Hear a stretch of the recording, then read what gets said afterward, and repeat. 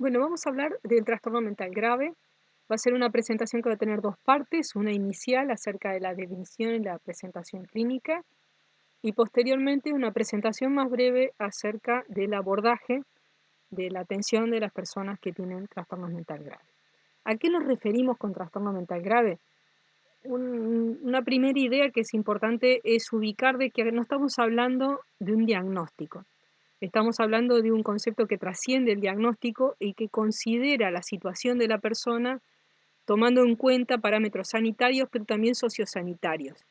Hacemos referencia a un conjunto de entidades clínicas de personas con diferentes diagnósticos, pero que tienen en común la condición de que su enfermedad condiciona una situación de discapacidad y que esto genera una serie de dificultades y de condiciones para la vida. Acá estamos hablando entonces de un criterio clínico, sí es necesaria la presencia de síntomas psiquiátricos graves, dentro de lo que sería lo que abarcamos como el grupo de síntomas psicóticos, en un criterio de psicosis amplio, ¿no? Acá nos estamos refiriendo como una condición, un patrón de relaciones distorsionadas, gravemente alteradas, en cuanto a una afectividad inapropiada, grave, una percepción distorsionada de la realidad. En este concepto de psicosis vamos a avanzar un poquito más adelante. Hay un criterio evolutivo también, estamos hablando de una duración prolongada, y un criterio fundamental que es el criterio funcional. Hay una afectación en una o más áreas del funcionamiento. Esto hace que el abordaje requiera tener una complejidad en su diseño y en su instrumentación. Requiere de medidas que provienen del campo de lo sanitario, con diferentes tipos de herramientas, desde lo psicosocial, desde lo farmacológico, pero también de herramientas desde lo comunitario. De esto vamos a hablar después en la parte de abordaje. Definiciones de psicosis hay muchas. Eh, Me parece que es importante acá traer como dos fuentes importantes de formas de conceptualizar el tema. Una que proviene de lo que son los autores clásicos, fundamentalmente de la psiquiatría francesa, alemana y también de algunos autores españoles, y una parte de definiciones que están sustentadas en lo que son las clasificaciones que usamos actualmente para nombrar las enfermedades psiquiátricas.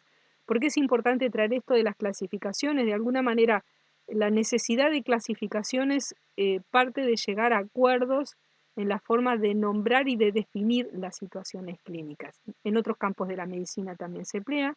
La clasificación internacional de enfermedades abarca todos los campos disciplinarios dentro de la medicina. Y en psiquiatría es especialmente importante. Nos vamos a referir a dos grupos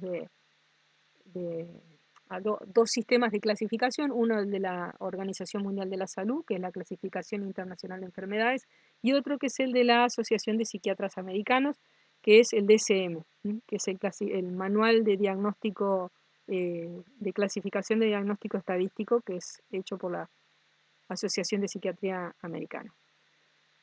Esta definición de psicosis es de Vallejo, es la alteración del pensamiento y de las relaciones con el mundo compartido. Van a ver que en todas las definiciones desde la psiquiatría clásica vamos a estar hablando de esto de la alteración de las relaciones, la pérdida de los puntos de referencia básicos colectivos que el común de las personas emplea para aprender y juzgar su entorno y establecer relaciones con él. Mundo personal donde sirven únicamente las propias creencias. Acá una cosa que es importante, que lo vamos a ver un poquito más adelante, es que a veces hay algunas ideas que están presentes, no es el contenido en sí de la idea solamente lo que le da el carácter delirante, sino el cómo, la forma de esta idea y cómo esta idea juega en la dinámica del pensamiento de la persona. Otra definición de psicosis, conjunto de trastornos psiquiátricos en los que se alteran de manera significativa la percepción, los pensamientos, el estado de ánimo y el comportamiento de las personas. Experiencias que son angustiantes, con frecuente. Hacia el final de esta presentación yo les voy a traer lo que son frases de algunas personas que están viviendo estas situaciones y que lo que reflejan justamente es cómo es la subjetividad en esta situación, ¿no? y que tienen efectos persistentes. Acá hay una cosa que es importante poder diferenciar, los que son las psicosis agudas y las psicosis crónicas. No tiene que ver únicamente con un criterio temporal, evolutivo exclusivamente. Las psicosis agudas son episodios acotados en el tiempo con restitución al estado mental previo. Nosotros en general, cuando hablamos de psicosis agudas, usamos como referencia parte de lo que es la psiquiatría francesa, sobre todo con Henry A. como autor, hablando de que las psicosis agudas son fundamentalmente un trastorno en la conciencia. Pero cuando hablamos de trastorno de la conciencia, no piensen en el trastorno de la conciencia de definición neurológica, sino una alteración de la organización de la conciencia, de la organización de la experiencia actual, sensible actual. Es a eso a lo que hacemos referencia. Hay un trastorno en la forma de estar ubicado en el mundo, de percibir el mundo en la experiencia actual. Las psicosis crónicas, hablamos acá de en criterio evolutivo que dura más de 6 meses y en criterio clínico que es una transformación profunda de la personalidad, del yo y de su mundo. Entonces estamos hablando de un criterio temporal y de un criterio clínico. El criterio temporal hace a esto que decíamos, de la duración, pero también de la posibilidad de restitución íntegra, y el criterio clínico hace referencia al tipo de transformación que se da en la conciencia o en la personalidad y la duración de esto. Cuando ella habla y define la psicosis y en particular las psicosis delirantes, habla de una radical modificación de las relaciones del individuo con la realidad. El delirio se manifiesta por convicciones y juicios dogmáticos, formulaciones ideoverbales, comportamientos, actitudes gobernadas por creencias irreductibles. Acá hay una cosa que es importante, uno siempre repite el concepto de idea delirante. A veces la idea no se expresa en un discurso, sino a través de actos. O sea, la concepción delirante del momento y del mundo se expresa a través del estar en el mundo, no necesariamente a través de la expresión de una idea delirante, de un discurso delirante, sino de un existir y de un hacer delirante. Estas situaciones constituyen para el sujeto una especie de verdad y de ideal, que manifiestan el trabajo de germinación y de construcción de las ideas delirantes. Y acá un poco va a hablar en esta frase próxima de lo que son como diferentes formas de psicosis delirantes. Estas a veces crean un sistema, otras una concepción fantástica, y hay finalmente otras que forman un laberinto impenetrable. En esto vamos a estar un poco profundizando acerca de qué tipo de trastornos estamos hablando. Entonces, estuvimos hablando hasta este momento de lo que eran las definiciones de psicosis que provenían del campo de lo que son la psiquiatría clásica. ¿Cómo llama hoy las clasificaciones actuales? ¿A qué nos referimos con psicosis crónicas? Ustedes van a ver acá el DSM-5, que habla de la esquizofrenia y otros trastornos psicóticos, y la CIE-10, que habla de esquizofrenia, trastornos esquizotípicos y trastornos delirantes. Bueno, ahí están listados, se los dejo, ustedes lo van a ir viendo. Y vamos a ir ahora hablando de lo que es la definición de algunas formas de psicosis delirantes en la presentación clínica dada por los clásicos y en lo que son la descripción de los criterios que hoy por hoy plantean las clasificaciones. Un primer tema es la paranoia. La paranoia tiene que ver con esto que refería él, de ese delirio sistemático, de ese delirio organizado, en el cual cuando uno lo escucha tiene verosimilitud. Es una transformación del mundo de comienzo tardío, un desarrollo largo e insidioso del delirio sobre una personalidad previa con rasgos patológicos sin la existencia de un corte existencial. Esta es la definición de Jaspers.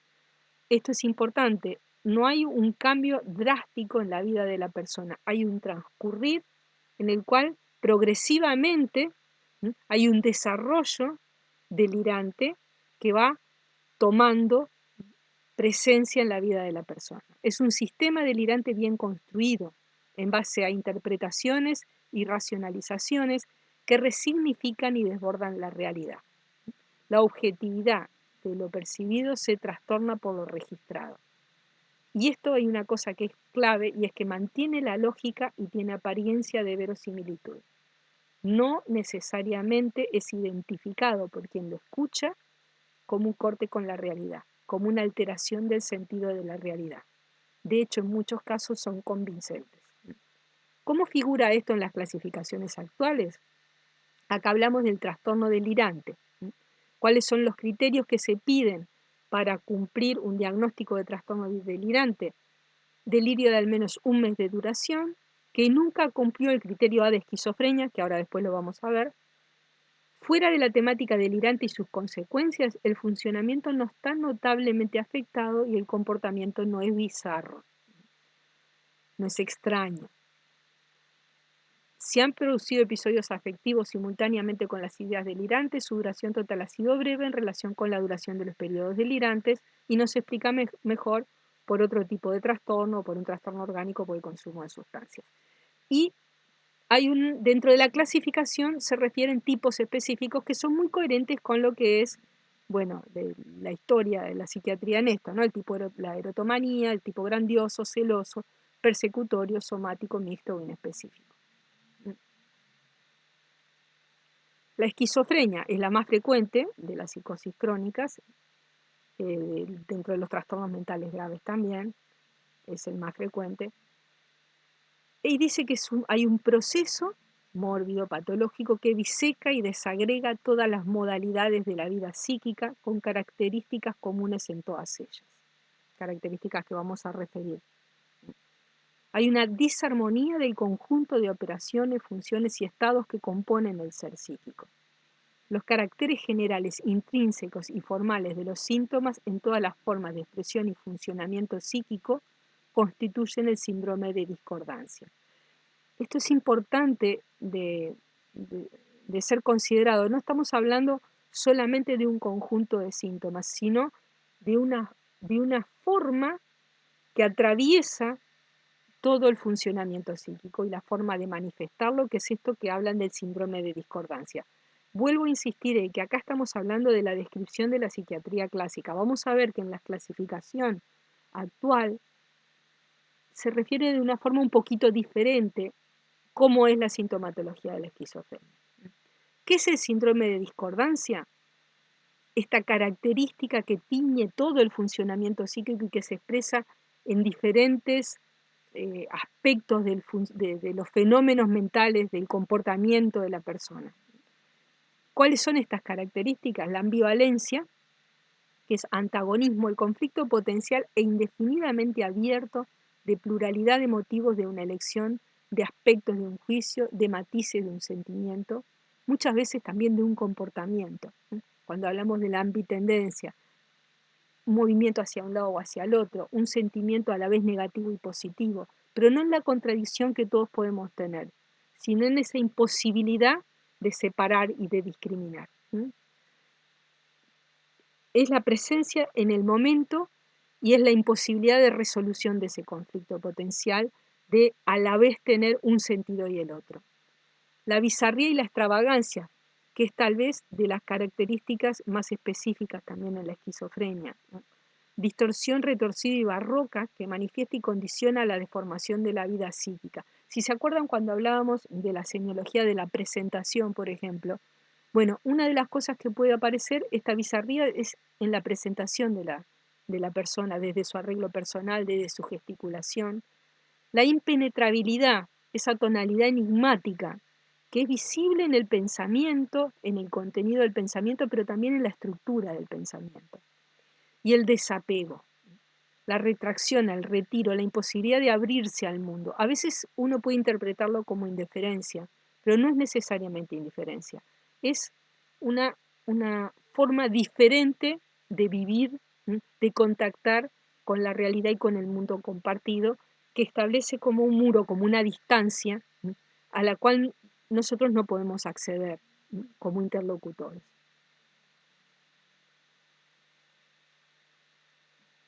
estos son los criterios del DSM-5.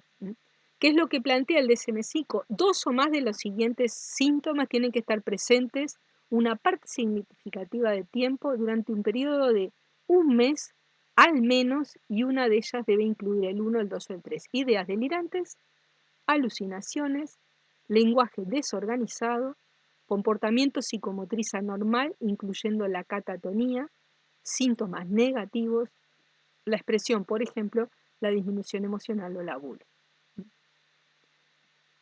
2 o más de estos, y 1, 2 o 3 tienen que estar presentes.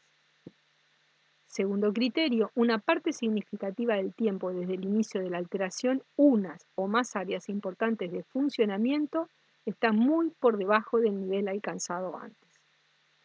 Al menos 6 meses y al menos un mes de síntomas cumplen el criterio A. O sea, en total una duración de al menos 6 meses y al menos un mes de síntomas que cumplan el criterio A que definimos anteriormente.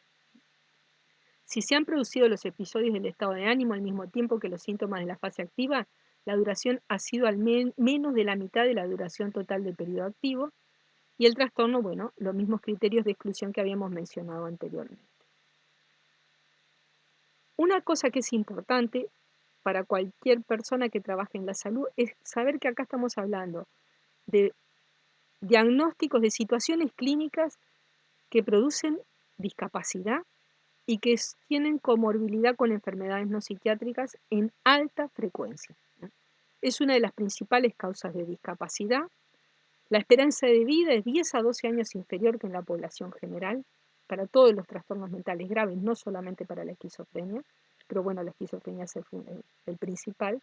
El riesgo suicida es muy superior a la población general, 10%.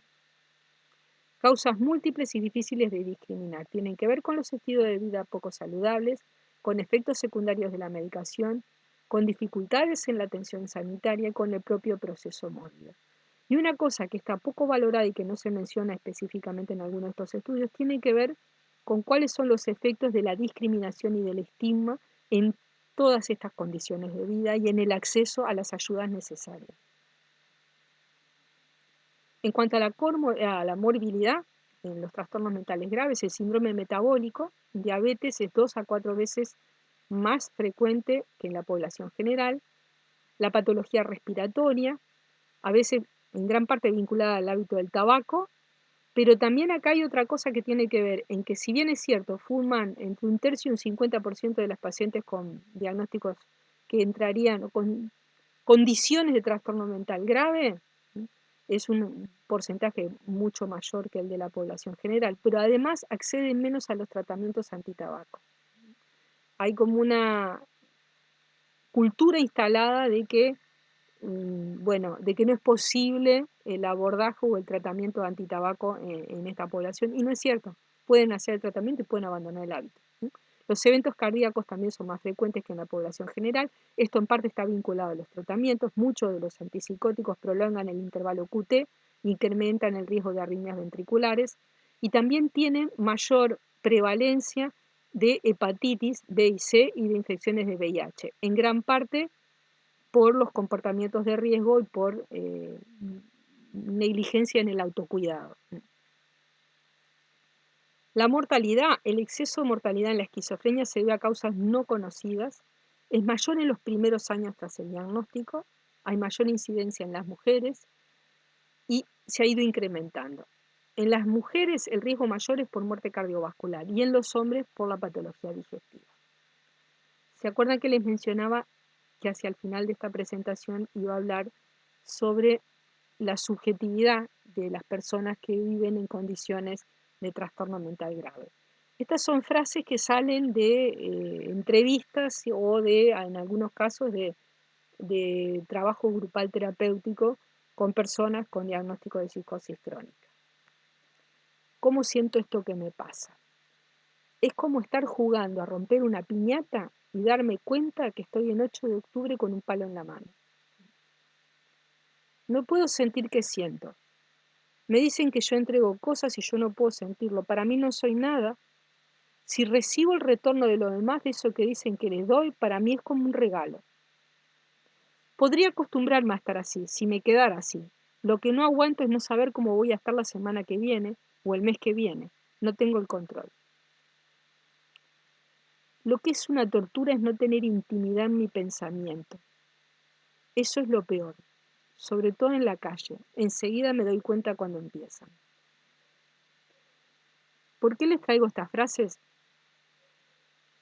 Porque me parece que es importante poder mantener una actitud empática y comprensiva frente a la vivencia y al sufrimiento de este tipo de situaciones, por más que uno no acceda a cómo es la experiencia. Pero sí tener claro que más allá de la descripción clínica, hay una vivencia de la situación que implica un importante sufrimiento, que a veces no accedemos a comprender qué es lo que está pasando. Pero que es importante saber que eso está presente y que cada uno de nosotros va a tener contacto a lo largo del ejercicio profesional como médicos con cantidad de personas que tienen este tipo de sufrimiento y que van a consultar por los motivos más diversos, porque como dijimos, es una población que requiere de cuidados sanitarios importantes a lo largo de toda la vida, y no solamente de la atención del psiquiatra, sino de todo el equipo de salud.